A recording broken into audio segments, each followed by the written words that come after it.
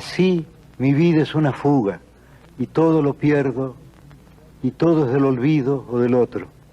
No sé cuál de los dos escribe esta página.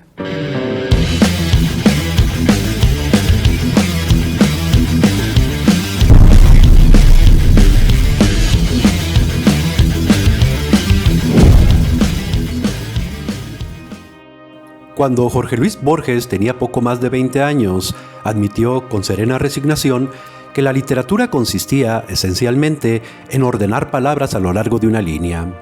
Vistas las cosas de ese modo, entendió, además, que las posibilidades de verdadera renovación eran escasas para un arte tan antiguo y, a la vez, tan limitado, ya que su único medio de realización eran las palabras.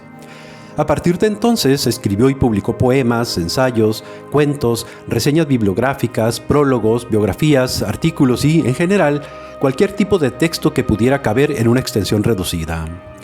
Entre esa producción variada, dispersa y caótica a lo largo de más de 60 años, sobresalen 2 volúmenes de cuentos, Ficciones de 1944 y El Aleph de 1949, que han adquirido el prestigio de los clásicos de la literatura del siglo XX. Publicado hace ya más de medio siglo, El Aleph es una colección de 17 relatos de distinta extensión, aunque todos breves y, en varios casos, no superan las 3 páginas. Borges, que nunca escribió novelas, aunque admiraba la de Conrad, Kafka, William Faulkner y Virginia Woolf, estos 3 últimos autores los tradujo, concibió la literatura como un arte donde la mayor intensidad se alcanza con la menor cantidad posible de recursos. Fiel a este principio desde la juventud y a lo largo de su vida, su escritura se caracteriza por recurrir a un escaso número de procedimientos que, en conjunto, provocan sentimientos de extrañeza y perturbación en los lectores.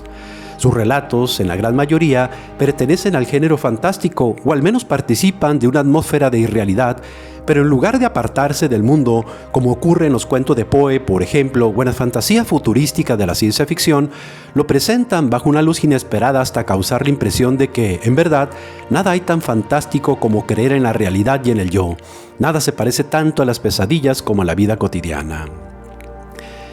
En este sentido, el Aleph, esa pequeña esfera tornasolada de apenas 2 o 3 centímetros de diámetro y cuyo nombre es la primera letra del alfabeto de la lengua sagrada, es metáfora de toda la obra de Borges porque en ese minúsculo objeto fantástico se concentra el espacio cósmico completo sin disminución de tamaño. Todo está ahí y visto desde todos los puntos del universo, cada letra de cada página de cada libro, racimos, nieve, tabaco, vetas de metal, vapor de agua, desiertos ecuatoriales y cada uno de sus granos de arena, un globo terráqueo entre 2 espejos que lo multiplican sin fin, las sombras oblicuas de unos helechos en el suelo de invernadero, tigres, émbolos, bisontes, marejadas y ejércitos, todas las hormigas que hay en la tierra, el engranaje del amor y la modificación de la muerte, lo que ha existido y lo que existe, la cara y las vísceras del propio Borges, la tierra y en la tierra otra vez el Aleph y en el Aleph la tierra, la visión simultánea del inconcebible universo. Según el orden que Borges propuso al lector, El Inmortal es el primero y también el más extenso de los relatos del libro, y basta con leer su primera página para encontrar allí reunidos el estilo, las ideas y los procedimientos narrativos que recorren toda la colección. Un epígrafe en inglés encabeza el relato advirtiendo que no hay nada nuevo en la tierra y que aquello que se toma por verdadero conocimiento no es otra cosa que remembranzas, recuerdo de cosas ya sabidas y olvidadas. Luego, como en otros textos de Borges, El hombre en el umbral, por ejemplo, también incluido en el libro, una breve introducción hace marco para la traducción literal de un manuscrito hallado entre páginas de una viejísima edición de la Ilíada. Este procedimiento de presentar un relato simplemente como copia de otro anterior es característico en la obra de Borges y tanto resulta una crítica al culto moderno de la originalidad como expresa la concepción de que vivimos un mundo de lenguaje, de símbolos, tan incierto como la materia de los sueños y más allá del cual todo es hipotético, improbable y casi inexistente. Más adelante, al comienzo de la transcripción del manuscrito, un segundo narrador se presenta como un remoto soldado del Imperio Romano que, para vengar sus fracasos en los campos de batalla, se arroja a descubrir, por temerosos y difusos caminos, la secreta ciudad de los inmortales, de la que al fin saldrá con el privilegio inhumano de atravesar los siglos y, a la vez, el paradójico deseo de volver a ser mortal y parecerse al resto de los hombres, lo que finalmente conseguirá el 4 de octubre de 1921. El tema del cuento, el efecto que la inmortalidad causaría en los hombres, está desarrollada en poco más de 10 páginas y recuerda claramente a Orlando, novela que Virginia Woolf publicó en 1928 y Borges tradujo al español una década después, donde la narración de una historia equivalente ocupa más de 200 páginas.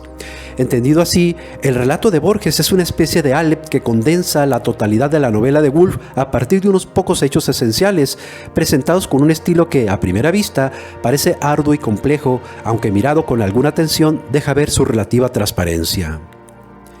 Si se toma como ejemplo la frase temerosos y difusos desiertos, se puede advertir que su rareza deriva de que en ella aparecen unidos dos adjetivos que refieren a distintos sustantivos. Efectivamente, los desiertos son difusos, borrosos por el efecto de la luz del sol y porque en ellos no hay caminos que indiquen el rumbo del viajero.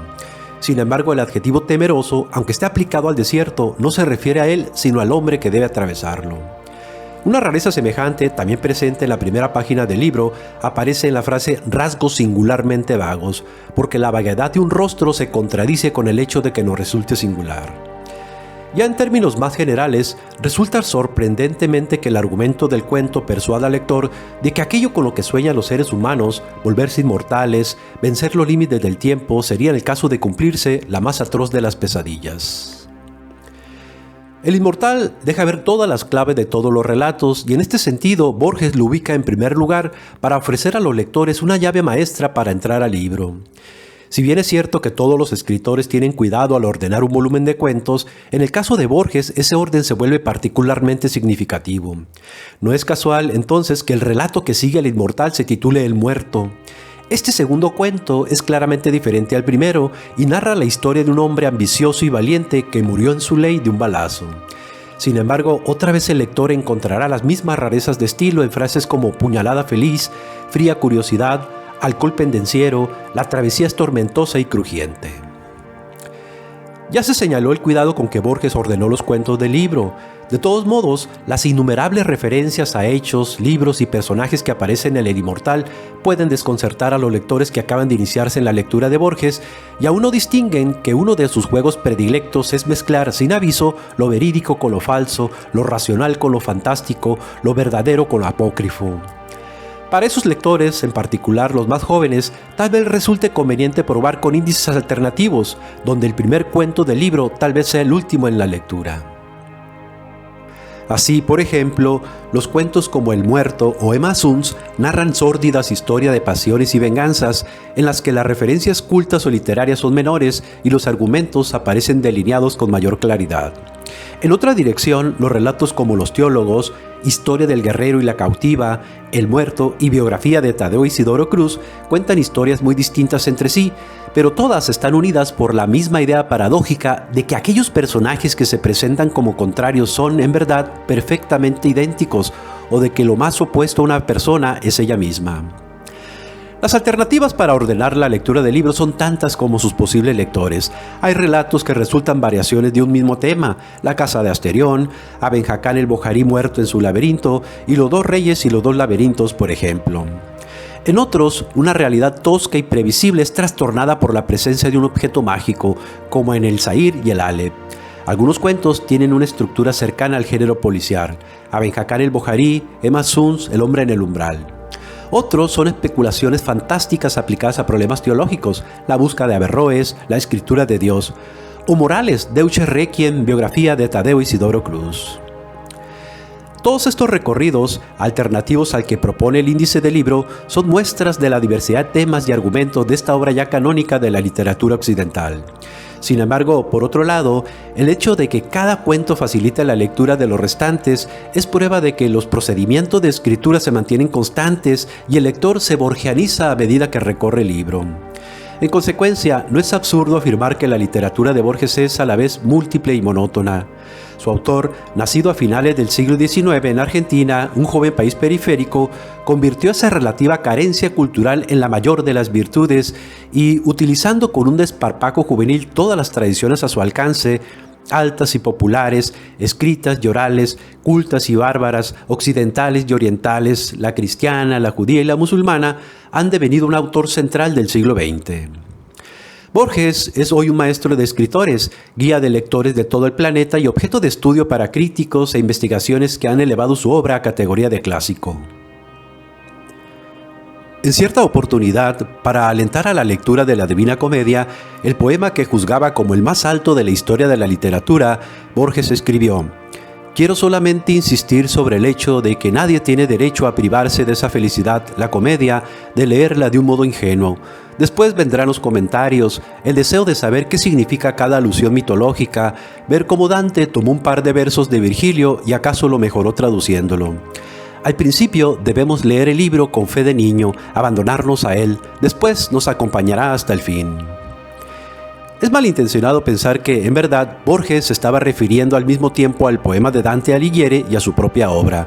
Sin embargo, sobre su literatura pesa, al igual que sobre la de Dante, el prejuicio de que se trata de una obra para expertos o para lectores capaces de desentrañar un bosque de referencias cultas y elitistas.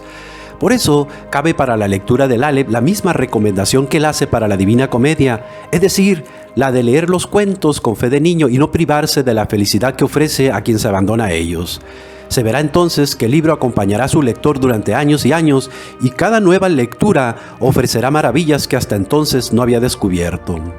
El Aleph comparte un don con otros pocos libros. Su valor y su belleza crecen a medida que crecen sus lectores. Por mi máscara hablará su espíritu.